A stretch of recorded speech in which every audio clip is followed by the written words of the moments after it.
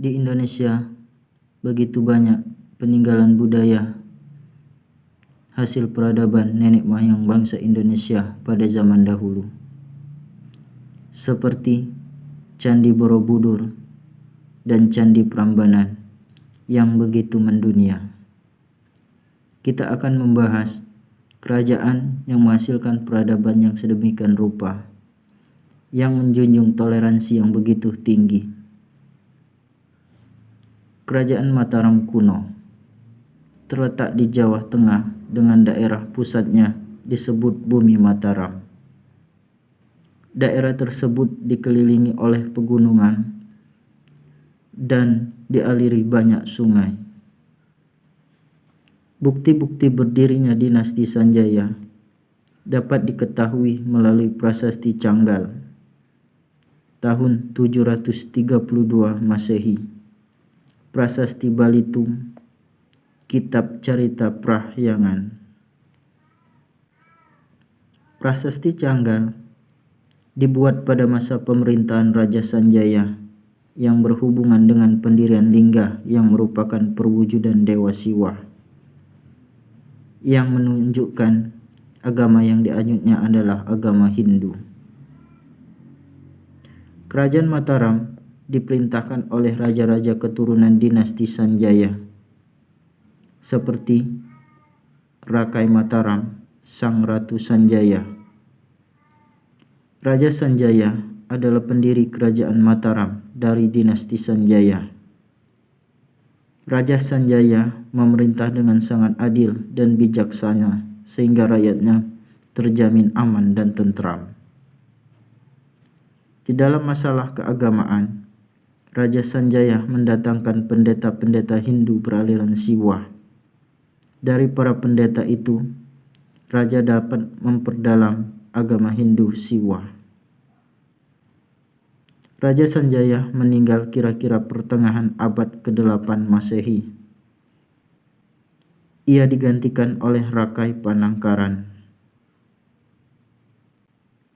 Berturut-turut pengganti Raja Panangkaran adalah Rakai Warak dan Rakai Garung. Ketiga raja ini tidak begitu jelas diketahui bentuk-bentuk pemerintahannya karena kurangnya bukti-bukti yang menginformasikan sepak terjang mereka.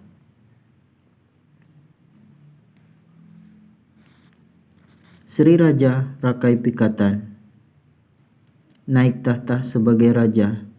Ia mempunyai cita-cita untuk menguasai seluruh wilayah Jawa Tengah.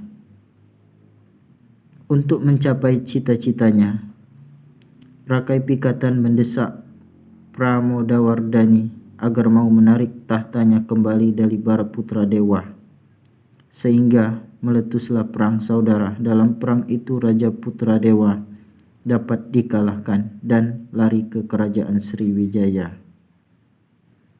Sri Maharaja Rakai Kayuwangi dalam menyatukan pemerintahannya dibantu oleh suatu dewan penasehat merangkap setap pelaksana yang terdiri atas 5 patih, diketahui seorang Mahapati. Sri Maharaja Rakai Watu Humalang. Masa pemerintahan Raja Watu Humalang tidak dapat diketahui dengan jelas. Sri Maharaja Watukura Dia Balitung adalah seorang raja Mataram yang besar dan cakap. Ia berhasil mengatasi masalah yang dihadapi kerajaan Mataram dan mempersatukan kembali kerajaan-kerajaan yang hampir terpecah belah akibat pertentangan antar kaum bangsawan. Dia Balitung memerintah Mataram sampai tahun 1910 Masehi. Masa pemerintahannya banyak meninggalkan prasasti. Pada masa pemerintahannya dikenal ada 3 jabatan penting, yaitu Rakrian Ihino, pejabat tertinggi di bawah raja. Selanjutnya Rakrian Ai Halu dan Rakrian Ai Sirikan. Ketiga jabatan ini merupakan Tritunggal dan nama jabatan ini terus dipakai oleh kerajaan-kerajaan berikutnya pada zaman Singasari sampai Majapahit. Inilah masa keemasan Kerajaan Mataram kuno.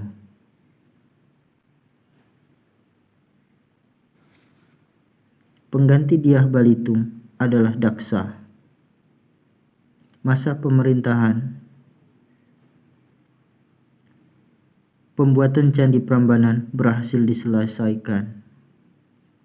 Masa pemerintahan Raja Daksa tidak berlangsung lama dan digantikan oleh Tulodong.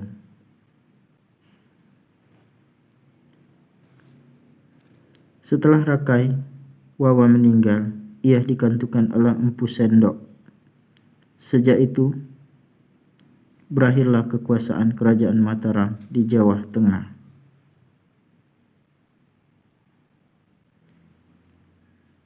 Dinasti Sailendra tidak begitu banyak yang berhasil diketahui.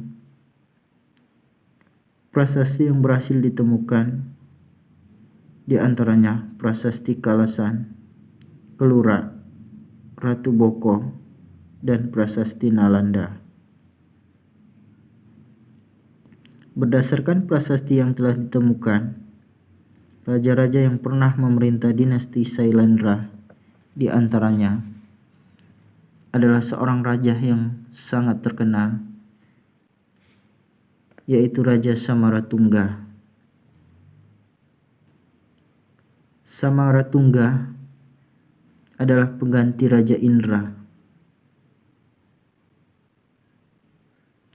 Pada zaman kekuasaannya, dibangunlah Candi Borobudur. Namun, sebelum pembangunan Candi Borobudur selesai, Raja Samaratungga meninggal dan digantikan oleh putranya yang bernama Balaputradewa.